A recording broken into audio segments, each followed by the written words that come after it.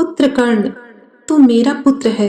तू पांडवों से अलग नहीं, उन्हीं का बड़ा भाई है। तेरी जन्मदात्री हूं मैं। इस युद्ध में अपने ही भाइयों से युद्ध मत कर। पांडव तेरे छोटे भाई हैं। युधिष्ठिर, भीम, अर्जुन, नकुल और सहदेव, तुम सब मिलकर कौरवों का साथ छोड़ दो। क्या आप मुझे अपना पुत्र कहने आई है? जब मैं जन्म से ही समाज में सूत पुत्र कह के अपमानित किया गया, तब आप कहाँ थीं? जब द्रोणाचार्य ने मुझे शिष्य बनाने से इनकार कर दिया, तब आप कहाँ थे? जब द्रौपदी ने मुझे सूत पुत्र कहकर सभा में अपमानित किया, तब आप कहाँ थी? आज जब युद्ध समीप है और आपके पुत्रों का जीवन संकट में है, तब आप मुझे याद कर रही हैं।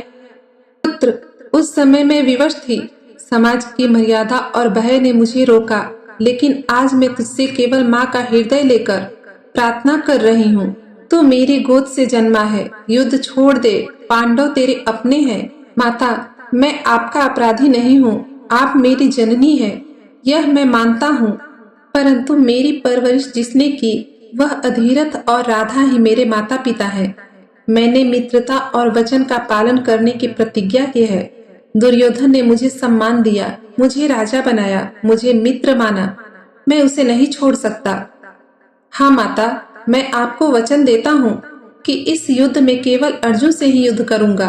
पांडवों में आपके 4 पुत्र मेरे हाथ से कभी नहीं मरेंगे। हाँ माता, मैं आपको वचन देता हूँ, इस युद्ध में केवल अर्जुन से ही युद्ध करूंगा। पांडवों में आपके 4 पुत्र मेरे हाथ से कभी नहीं मरेंगे। आपको 5 पुत्र जीवित मिलेंगे, चाहे वे युधिष्ठिर, भीम, नकुल, सहदेव हो या फिर अर्जुन के स्थान पर मैं। पुत्र, तू धर्म का पक्ष क्यों नहीं लेता? तू स्वयं इतना महान है कि अर्जुन को भी पराजित कर सकता है, पर तू मेरे सामने अपने जीवन को संकट में क्यों डाल रहा है?